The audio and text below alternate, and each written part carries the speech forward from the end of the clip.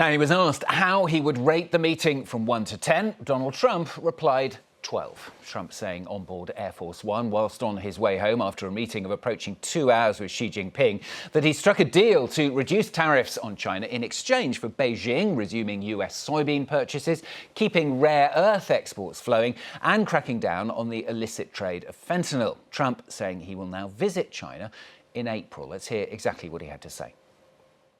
What are the major stumbling blocks that are left now to work through, and how soon do you think you could sign a trade deal with China? Well, I think pretty soon. We have not too many major stumbling blocks. We have a deal, but all of the rare earth has been settled. That whole situation, that roadblock is gone now.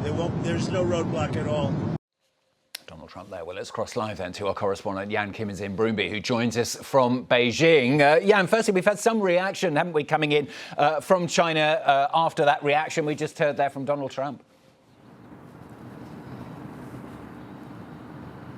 Yeah, we heard a lot coming from Donald Trump and coming from the American side in the immediate aftermath of this discussion. Not so much from the Chinese initially, but as time has gone on, we've had more and more information trickling out. Xi Jinping coming out in state media to say that China is not seeking to replace anyone, calling for both the US and China to avoid falling into a cycle of mutual retaliation, and saying that following up from those discussions that both sides should be refining and finalizing the key points that were being discussed.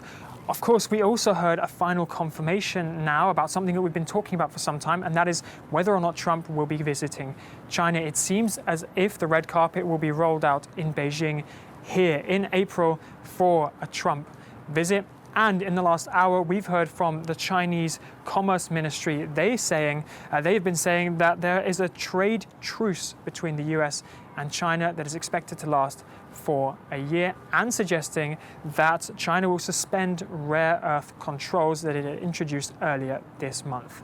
So assuming all these dribs and drabs of information turn out to actually be written into some kind of trade deal, I mean, what could it mean then for China?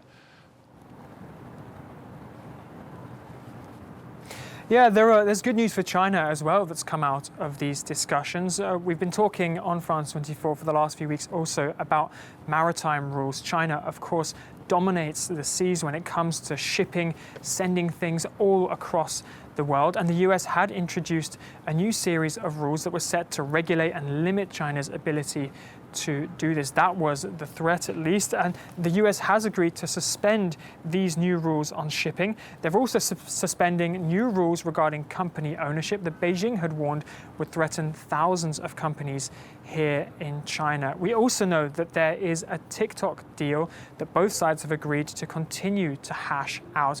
And on the face of it, basically taken together, we know that the economy in China has had its own problems. Youth unemployment here is also a worry. This is something that the Chinese leadership were talking about just in the last few weeks when they were hashing out and establishing their next 5-year plan. For China, of course, a country that is reliant in many ways on these exports, on these industries, having more stability when it comes to the flow of trade, more stability when it comes to shipping across the world, is also going to benefit the Chinese economy here and the people of China. So the Chinese representatives will also be happy that they have managed to eke out some of these concessions from the United States. Jan,